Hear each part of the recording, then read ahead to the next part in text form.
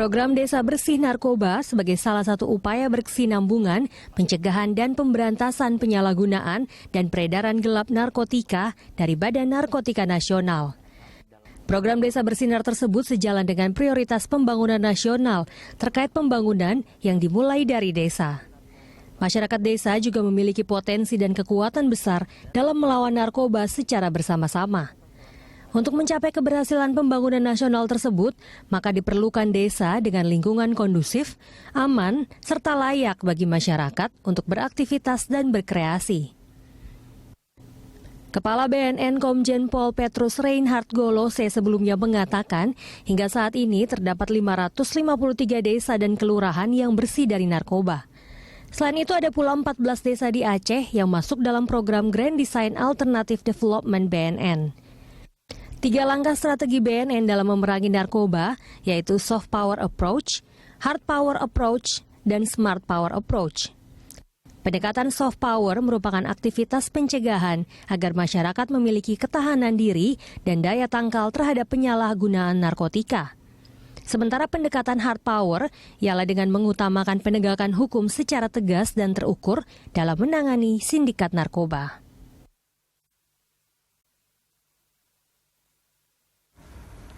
Ya, pemirsa, Desa Bersih Narkoba diharapkan dapat memperkuat daya tangkal desa terhadap narkoba. Lalu seperti apa program ini berjalan dan sudah berapa desa sih yang masuk dalam Desa Bersih Narkoba? Nah, untuk membahasnya kita akan bergabung dengan dua narasumber kita. Ada Pak Alwiel Lutan, Koordinator Kelompok Ahli BNN, dan juga Pak Dede Farhan Aulawi, pegiat anti narkoba. Selamat siang Bapak-Bapak, apa kabar? Salam sehat. Selamat siang. Selamat siang. Assalamualaikum warahmatullahi wabarakatuh. Waalaikumsalam warahmatullahi wabarakatuh. Oke, kita siang ini berbicara soal desa anti narkoba ya. Saya mungkin ke Pak Alwiel terlebih dahulu. Jadi Desa Bersih Narkoba itu seperti apa Pak Alwiel konsepnya? Jadi begini ya, awalnya dengan moto yang dicantumkan tadi disebutkan oleh Pak Petrus Golose, bahwa saat ini kita adalah perang terhadap narkoba atau war on drugs. Di perang terhadap narkoba itu menuju Indonesia yang bersih narkoba. Tapi untuk menuju bersih itu kita harus melakukan beberapa kegiatan, baik pencegahan, pemberdayaan masyarakat, rehabilitasi maupun pemberantasan. Nah, karena saat ini kan boleh dikatakan Indonesia ini sudah meningkat kepada negara tingkat menengah. Jadi desa pun mulai ada desa yang istilahnya itu udah lebih maju gitu. Udah maju ini kenapa? Karena mereka juga udah mempunyai income per kapita yang cukup. Sehingga beberapa desa juga terkontaminasi dengan penggunaan narkoba ini. Jadi untuk itu semua kita memerangi ini adalah kita mulai dari desa sebagai basic atau basis suatu pemerintahan yang terendah di Indonesia. Dan jumlah desa saat ini cukup banyak dan kalau kita boleh bicara desa yang sudah maju ini sekarang lebih disebut dengan desa sejahtera gitu ya. Maksudnya sudah cukup makmur gitu, income per kapita cukup, sehingga akhirnya orang kan biasa kan gitu kan, kalau udah cukup mau macam-macam dia. Nah, salah satu adalah narkoba. Nah, untuk itu kita berusaha dengan langkah-langkah yang pasti.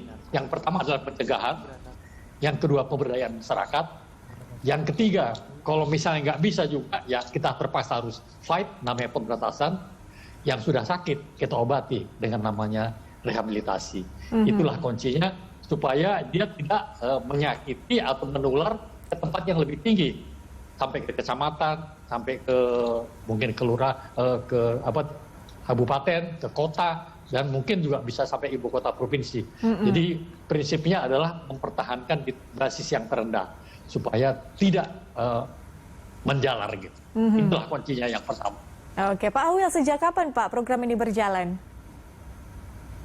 Ini sebetulnya sudah kita jalankan kira-kira ya program ini sudah hampir setahun yang lalu kita sudah mulai kita canangkan. Tapi sebetulnya pelaksanaan ini dulu-dulu pun sudah ada, tapi mungkin tidak terprogram. Tapi sekarang terprogram dengan jelas sehingga ada konsep-konsep yang jelas Terus kita juga bisa memilih desa mana yang harus kita lakukan dulu. Karena kan kalau kita bicara desa seluruh Indonesia, ini kan banyak sekali, sangat-sangat banyak. Jadi ada desa pesisir, ada desa kampung, ada desa yang di tengah hutan, mana yang kira-kira yang sangat berbahaya, yang sangat kira-kira bisa terkontaminasi dengan narkotika ini. Karena narkotika ini dia bergerak kan, apalagi sekarang dengan mobilitas yang boleh dikatakan lebih baik, infrastruktur lebih baik, mereka akan cepat bisa sampai ke tingkat desa. Nah, ini yang kita kita pilih beberapa desa yang untuk awal-awalnya kita jadikan hanya pilot project. Desa ini berhasil, kita pindah ke desa lain. Desa ini berhasil lagi, kita pindah ke desa lain. Jadi ini adalah suatu hal yang biasa supaya kalau bertempur itu jangan semua diperangi. Nanti kalau diperangi semua kan kita uang nggak ada, manpower kurang, segala macam kurang. Ini yang kita harus betul-betul kita lakukan. Jadi awalnya selektif.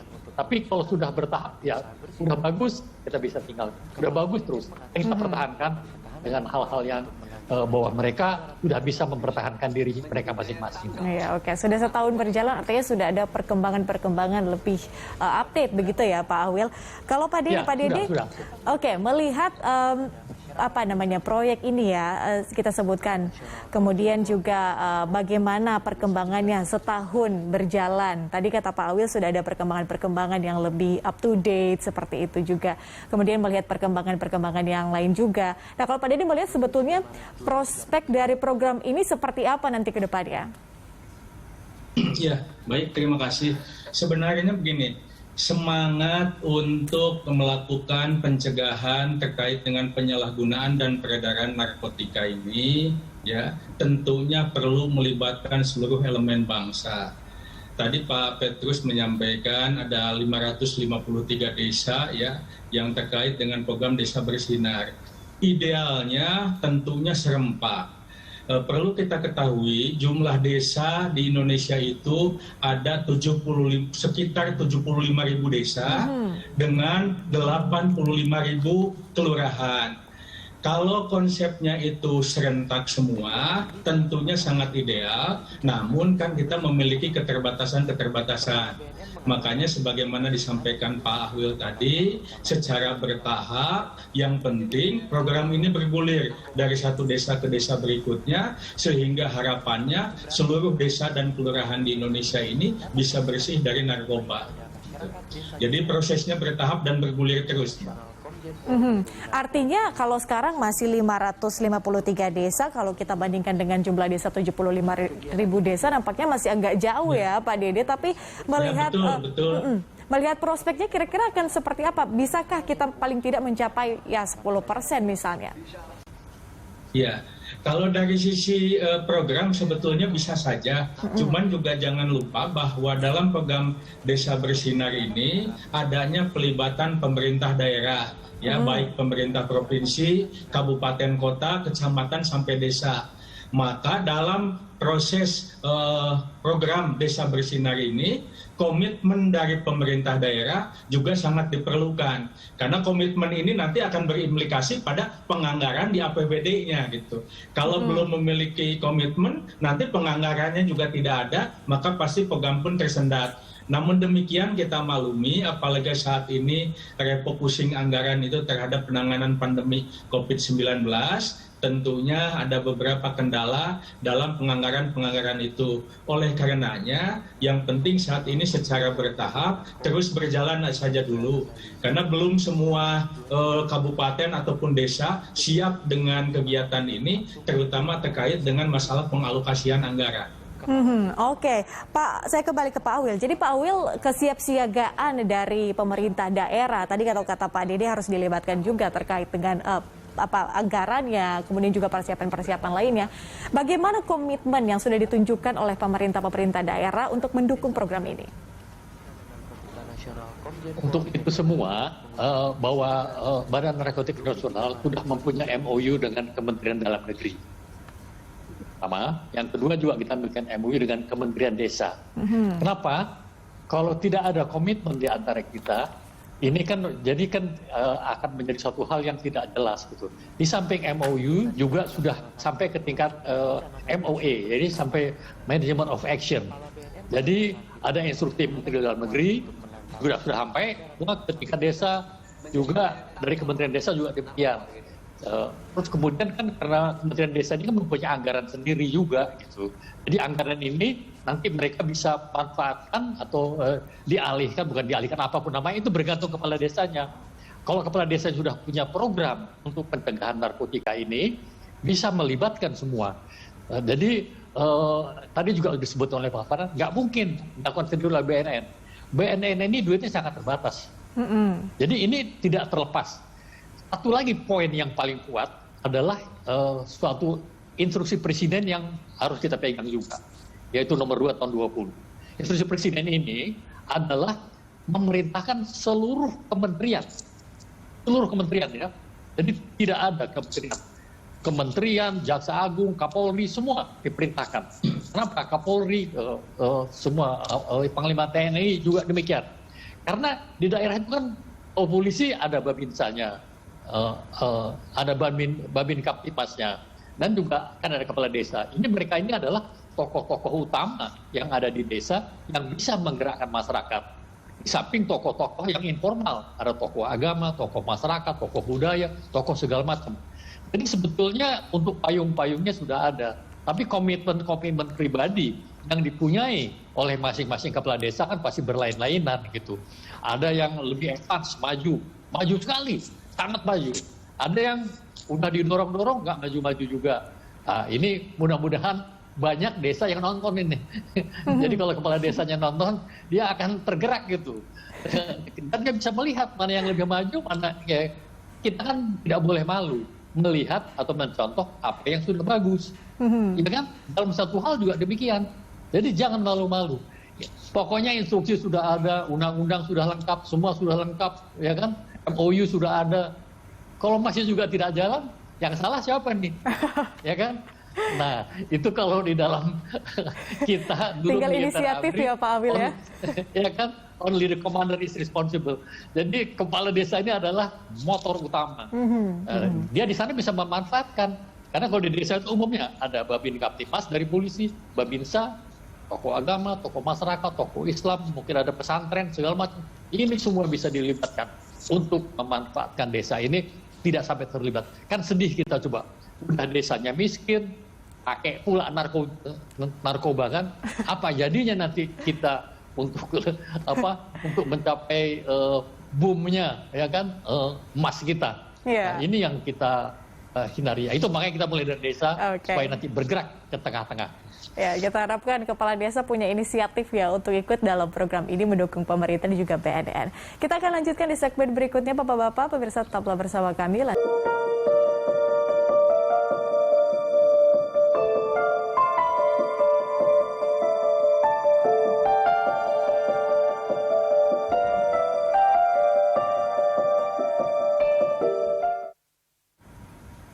Ya, bentengi desa dari narkoba. Kita lanjutkan dialog, kita masih terhubung dengan Pak Awil Lutan, Koordinator Kelompok Ahli BNN, dan juga Pak Dede Farhan Aulawi, pegiat anti narkoba.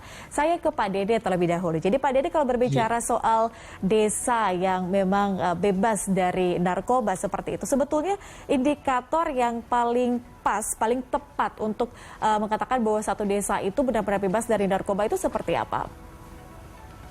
Ya, jadi begini Mbak. Kalau kita bicara masalah indikator, sebetulnya kan gini, kalau dilihat dari definisi, desa bersinar itu adalah desa dengan kriteria tertentu yang memiliki program P4GN. P4GN itu pencegahan dan pemberantasan penyalahgunaan dan peredaran gelap narkoba ya. Jadi kalau dia tentunya memiliki perencanaan, dia melakukan pelaksanaan, lalu ada program evaluasi terkait dengan pencegahan pemberantasan narkoba itu, artinya desa tersebut memiliki ya program atau kriteria sebagai desa bersinar. Jadi intinya indikatornya dari sana aja, apakah dia memiliki perencanaan, pelaksanaan, dan evaluasi dalam pencegahan dan pemberantasan narkoba atau tidak. Karena begini, sebagaimana kita ketahui, kalau berdasarkan survei BNN tahun 2017 saja, angka prevalensi penyalahgunaan narkoba di Indonesia itu 1,77% atau sekitar 3,4 juta. itu data tahun 2017. Saat ini mungkin sudah meningkat ya. Ini menunjukkan angka jumlah jutaan ini bukan angka yang sedikit. Nah, oleh karena itu tadi disampaikan pelibatan masyarakat dalam rangka melakukan pencegahan ini sangat penting sampai ke desa-desa. Terlebih di masa pandemi saat ini bahwa objek wisata misalnya yang sifatnya indoor ya saat ini masih ditutup, maka pergerakannya itu kebanyakan ke tempat-tempat wisata outdoor. Oleh karena itu, dalam kriteria desa bersinar ada beberapa yang menjadi prioritas. Satu, desa pesisir, yang keduanya desa perbatasan, misalnya perbatasan dengan negara lain, yang ketiganya desa perindustrian, dan yang keempatnya desa tujuan wisata. Nah, ini yang menjadi prioritas dalam penentuan kriteria desa wisata. Oleh karena itu, pelibatan semua personil sampai ke desa ini menjadi penting dalam rangka menekan penyalahgunaan dan peredaran narkoba. Semua stakeholder harus benar-benar berpartisipasi. Betul. Pak Dede, kalau di paket awal tadi, kata Pak Kepala BNN bahwa ada 3 langkah strategis BNN memerangi narkoba. Soft power, hard power, dan juga smart power approach. Kira-kira 3 elemen ini sudah masuk ke dalam program Desa Bebas Narkoba ini atau gimana? Ya, secara prinsip tentunya semuanya sudah masuk. Cuman kalau dalam konteks hard power pemberantasan kan bukan kewenangan desa ya, tetapi kewenangan aparatur. Tetapi dalam pendekatan soft power atau smart power ini adalah wilayah-wilayah yang bisa melibatkan masyarakat setempat. Jadi masyarakat desa itu tidak dilibatkan dalam konteks hard power atau pemberantasannya karena itu menyangkut kewenangan aparat. Tetapi di soft dan smart power ini dilibatkan.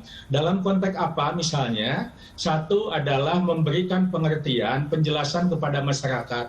Perlu diketahui Mbak, di Indonesia ini rata-rata 60% lapas itu dihuninya oleh pengguna narkoba. Artinya kalau kita bicara pengguna atau drug user ini, ketentuan hukumnya itu sebetulnya direhabilitasi, bukan dihukum penjara. Nah, ini juga menjadi concern kita bersama ya, dalam rangka mengedukasi publik dan masyarakat.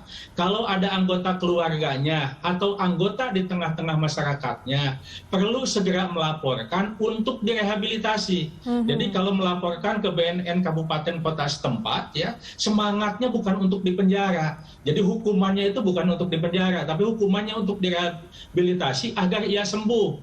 Nah, persoalan kemudian di tengah masyarakat kita kebanyakan persepsinya itu kalau lapor ujung-ujungnya ditangkap terus dipenjara. Itu yang membuat mereka takut sehingga angka pertumbuhannya itu sulit dikendalikan. Nah, dengan menanamkan pengertian kepada masyarakat sampai ke desa-desa bahwa kalau mereka itu pengguna ya, artinya bukan pengedar atau bandar, semangatnya itu untuk direhabilitasi agar sembuh, bukan dipenjara. Kalau pengedar atau bandar baru dipenjara ya agar jerak. Tapi kalau pengguna itu direhabilitasi agar sembuh.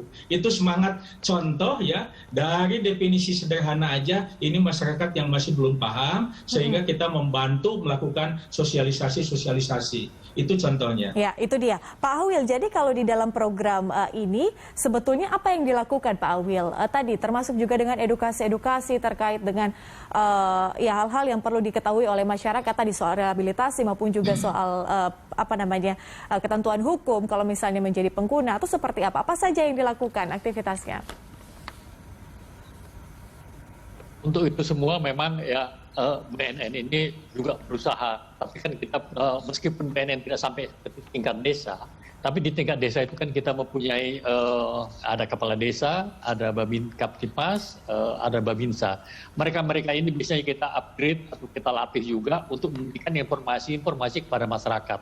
Tapi biasanya lebih efektif daripada petugas-petugas kita yang resmi dari pemerintah. Biasanya kita melibatkan tokoh-tokoh masyarakat dan tokoh-tokoh agama sesuai dengan agama di desa masing-masing. Ini akan lebih berhasil dan lebih mendapatkan hasil yang lebih cepat karena mereka ini mempunyai pengikut-pengikut.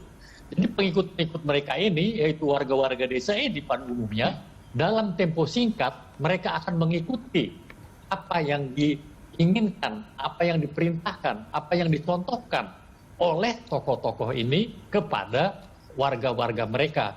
Jadi ini memang mencegah ini kadang-kadang suatu hal yang tidak menarik gitu, kurang menarik.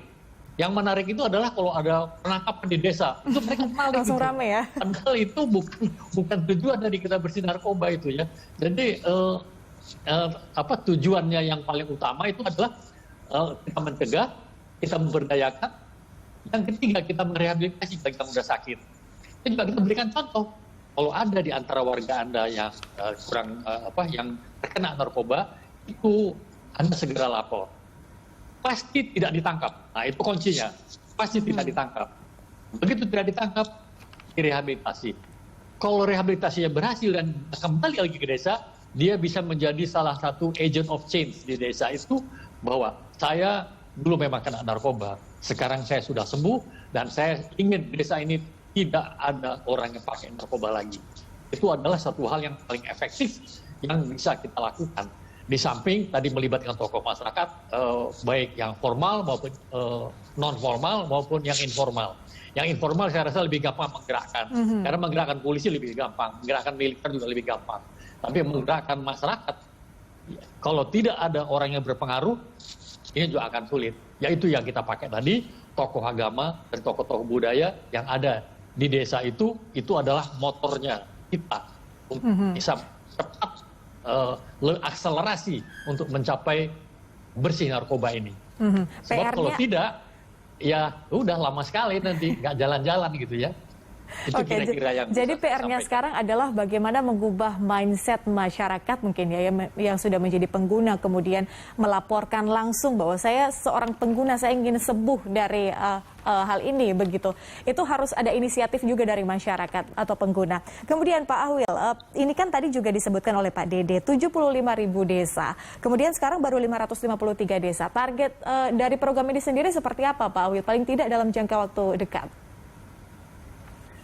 Ya memang kalau kita harus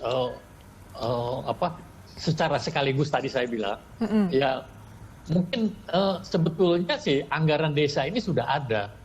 Apalagi kalau Bu Sri Mulyani udah bilang anggaran desa tahun ini satu desa 1 miliar, itu besar sekali.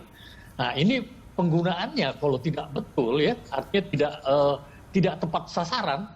Makanya dengan itulah kita bekerja dengan MOU dengan Kementerian Dalam Negeri dan Kementerian Desa, sehingga mereka mengingatkan bahwa uang ini di samping ya mungkin juga buat pembangunan, buat lain-lain ya, tapi salah satu adalah salah satu sarana tadi yang dikata Pak Dede ya, untuk program 4GN ini. Jadi kalau desa ini sudah punya program ini, berarti desa ini sudah artinya alert, mereka siap bertempur menjadi desa bersih narkoba. Tapi kalau mereka tidak masukkan, ya kan dibilang ya banyak alasan desa ini kan, karena tanggung jawab adalah kepala desa. Kalau dia bilang, Pak, kita belum bisa Pak ke sana, kita masih bangun jalan, bangun segala macam, padahal uang udah ada. Nah ini kan disinilah namanya manajemen modern itu. Manajemen itu adalah bagaimana mengolah dana yang terbatas, sumber daya yang terbatas. Itu baru namanya manajemen modern. Jadi kalau dia juga bisa mengelola, berarti dia bukan seorang kepala desa yang baik.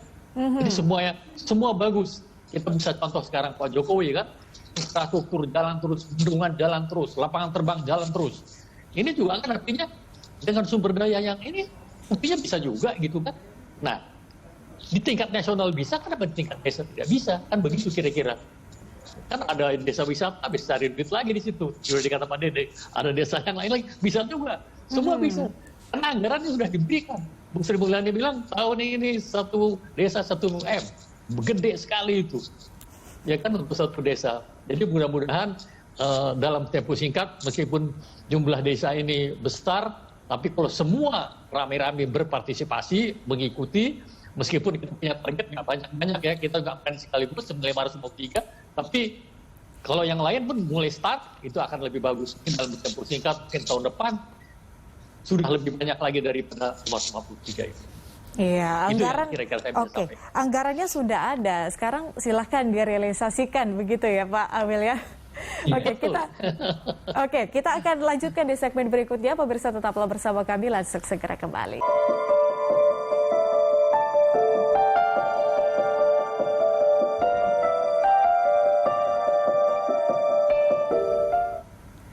Terima kasih Anda masih bersama kami di Lunch Talk. Kita lanjutkan dialog Pak Dede dan juga Pak Ahwil. Saya ke Pak Dede terlebih dahulu di segmen ketiga ini. Pak Dede, ini kan faktor kemudian narkoba ini kan tidak terlepas dengan faktor ekonomi seperti itu. Nah, bagaimana kemudian memastikan kalau faktor ekonomi ini tidak akan berpengaruh terhadap program Desa Bersih Narkoba, Pak Dede? Atau kalau memang ini dua faktor yang tidak bisa dipisahkan seperti itu, bagaimana penanggulangannya? Ya, baik, terima kasih. Dalam konteks ini sebenarnya begini, tadi Pak Ahwil juga sudah menyinggung. Dari satu sisi bahwa perekonomian masyarakat di desa saat ini semakin meningkat. Artinya kesejahteraannya meningkat. Kenapa? Karena daya beli masyarakat desa itu meningkat. Namun dari perspektif lain, bandar narkoba justru melihatnya sebagai pasar potensial karena mereka mampu membeli. Jadi para bandar ini melihatnya dari perspektif ini adalah pasar potensial, lalu mereka menggarap dengan segala macam modus, cara dan tekniknya. Oleh karena itu, kalau kita bicara jumlah aparatur ya, baik dari BNN maupun di kepolisian yang sangat terbatas, tidak mungkin tahu sampai ke pelosok-pelosok desa. Maka sekali lagi pelibatan masyarakat, tokoh masyarakat dan sebagainya di desa-desa menjadi penting dalam rangka mencegah dan memberantas. Ini kaitannya dengan masalah ekonomi tadi. Yang keduanya, Pak Ahwil juga tadi menyinggung kerjasama dengan Kementerian Desa, Kementerian Dalam Negeri, dan sebagainya. Karena ini Desa Bersinar bernaung di bawah Undang-Undang 35 2009 tentang narkotika, Undang-Undang Nomor 6 Tahun 2014 tentang Desa, Undang-Undang Nomor 9 2015 tentang Pemerintahan Daerah. Nah, dalam penggunaan dana desa, ada yang disebut dengan prioritas dana desa. Nah, dalam prioritas dana desa, pencegahan pemberantasan narkoba ini bisa menjadi prioritas. Sehingga kepala desa dan BPD-nya dalam melakukan penyusunan anggaran desa, bisa sama-sama mencanangkan dalam program pemberdayaannya adalah semacam penyuluhan, sosialisasi, dan lain sebagainya. Itu menjadi prioritas dana desa. Oleh karena itu, ya, penggunaan anggaran dan lain sebagainya menjadi penting karena walau bagaimanapun, ya, tugas seorang kepala desa itu diantaranya melakukan pemberdayaan masyarakat dalam rangka mengayomi dan melindungi masyarakatnya dari bahaya narkoba. Jadi ketika konteks penggunaan dana desa ada yang dialokasikan untuk itu sudah sesuai dengan peruntukannya. Nah, oleh karena itu kita pun tak henti-hentinya memberikan penjelasan ya, supaya tidak mispersepsi antara satu pihak dengan pihak lainnya, sehingga program diharapkan berjalan bisa lebih baik lagi. Begitu. Pak Ahwil ini ingin menambahkan mungkin terkait dengan hal ini? Jadi saya rasa betul itu tadi. Jadi kan tadi kita hanya berbicara tadi hanya pencegahan daya masyarakat dan rehabilitasi. Sebetulnya memang ada juga kegiatan pemberantasan. Ini pemberantasan itu kemungkinan juga terjadi di daerah desa. Tapi warga desa ini tidak boleh melakukan tindakan-tindakan pemberantasan. Mereka bisa memberikan informasi kepada penegak hukum. Misalnya dia tahu kan, ini jalur masuk di satu desa ini, mungkin di daerah ini tempat penanaman ganja atau gimana, desa bisa memberikan informasi kepada penegak-penegak hukum. Jadi sebetulnya semua pemberdayaan yang ada di masyarakat ini meliputi kegiatan pencegahan dari narkoba ini sendiri, kegiatan pendayagunaan masyarakat, kegiatan rehabilitasi tadi kalau misalnya ada, termasuk juga kegiatan pemberantasan. Tapi mereka tidak langsung melakukan tindakan penangkapan, penahanan, dan lain-lain. Karena tindakan-tindakan ini adalah tindakan yang sangat melanggar hak asasi manusia. Yang boleh melakukan tindakan penangkapan, penahanan, penggeledahan, dan lain-lain, ini hanya penegak hukum yang diatur oleh undang-undang menurut kitab undang-undang hukum acara pidana. Yaitu bisa polisi, bisa BNN, bisa Bea Cukai, bisa Badan POM, dan yang mereka yang punya wewenang-wewenang. Kan mungkin tidak sampai ke desa, tapi warga desa bukannya diam saja, mereka bisa memberikan informasi ini. Pak, daerah kami kemarin ada ini loh Pak, ini ada truk masuk, bawa, kami lihat-lihat kayaknya itu ganja Pak. Kalau memang warga desanya alert, dia catat nomor mobilnya, dia catat ininya, warna mobilnya, Mungkin kalau dia sempat foto siapa yang bawa, supirnya, arahnya arah kemana, misalnya arah ke kota ini, itu kan tinggal bisa dicegah oleh petugas penegak hukum di daerah lain. Jadi warga desa ini dilatih, diajarkan untuk sama-sama mencegah, pokoknya kalau yang utamanya mencegah.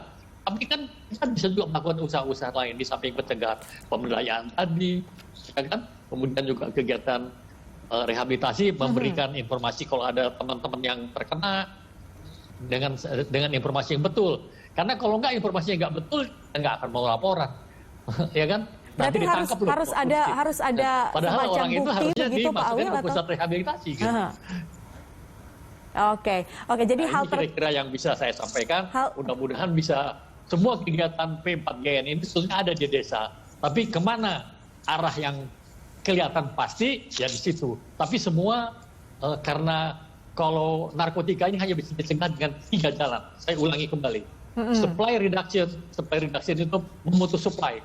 Yang ketiga adalah demand reduction, mencegah orang untuk tidak memakai. Yang ketiga, treatment and rehabilitation. Itu adalah bagaimana orang yang sudah sakit harus diobatin. Dia orang sakit jangan dimatiin, diobatin. Caranya ngobatin, rehabilitasi. Jangan masukin penjara.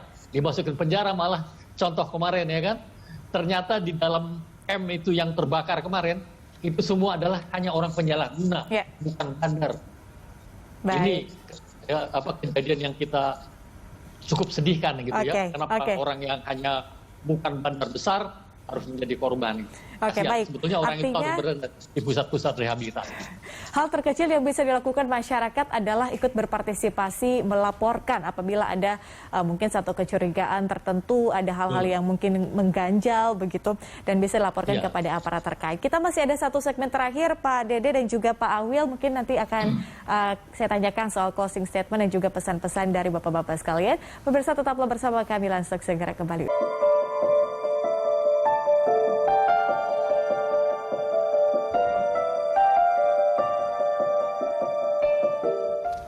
Ya pemirsa, kita lanjutkan dialog. Kita sudah ada di segmen terakhir Landstok siang hari ini. Saya ke Pak Dede mungkin terlebih dahulu untuk memberikan closing statement. Pak Dede, apa yang bisa kita lakukan saat ini dan bagaimana kemudian masyarakat harus berpartisipasi juga dalam penanggulangan narkoba? Ya, baik. Bentuk partisipasi masyarakat yang bisa dilakukan dalam program P4GN ini setidaknya ada 3 hal penting. Yang pertama adalah jika melihat anggota keluarganya atau anggota masyarakatnya sebagai pengguna narkoba, segera melaporkan ke BNN ya untuk direhabilitasi. Sekali lagi, untuk direhabilitasi, bukan di penjara. Yang kedua, jika di lingkungannya melihat ada gejala peredaran gelap narkoba, termasuk mungkin ada bandarnya, segera laporkan kepada aparatur yang berwenang, baik di BNN maupun ke kepolisian. Yang ketiganya, tolong jangan pernah mencoba-coba. Sebab boleh jadi para pengguna itu dimulainya dari mencoba-coba. Ya, kalau mencoba-coba nantinya bisa ketagihan. Dan terakhir, partisipasi masyarakat sangat dibutuhkan sekali dalam rangka menciptakan Indonesia yang bebas dari narkoba. Oleh karena itu, mari ya seluruh masyarakat Indonesia kita sama-sama bersihkan Indonesia, cegah Indonesia dari bahaya narkoba. Demikian, terima kasih. Pak Dede, Pak Awil silakan singkat saja Pak Awil. Saya singkat aja, tadi sudah Pak Dede di tingkat desa. Saya lebih akan menekankan bahwa sinergi antara pemerintah pusat dan daerah ini adalah sangat-sangat menentukan. Karena kalau tidak ada sinergi yang baik antara pemerintah pusat dan daerah, ini akan sangat sulit. Karena bagaimanapun juga apa yang dilakukan oleh pusat juga harus dilakukan oleh daerah. Tapi kita alhamdulillah semua MOU dengan Mendagri, MOU dengan Kementerian Desa, kemudian juga ke Menteri Keuangan sudah mendrop uang ke desa. Jadi ini adalah suatu sinergi yang paling baik, sehingga pelaksanaannya saya rasa kalau ini sudah tadi sampaikan Pak Dede bahwa bagaimana. Tapi kalau sinergi ini tidak ada, uangnya tidak turun, tidak bisa. Semua mudah dan bisa dikerjakan. Semua orang Indonesia di situ pintar-pintar. Baik, Saya rasa itu yang semoga saya semuanya berjalan dengan lancar Pak Awil dan juga Pak Dede. Terima kasih banyak sudah bergabung bersama kami di Livestock. Salam sehat selalu, selamat beraktivitas kembali Bapak-Bapak. Ya,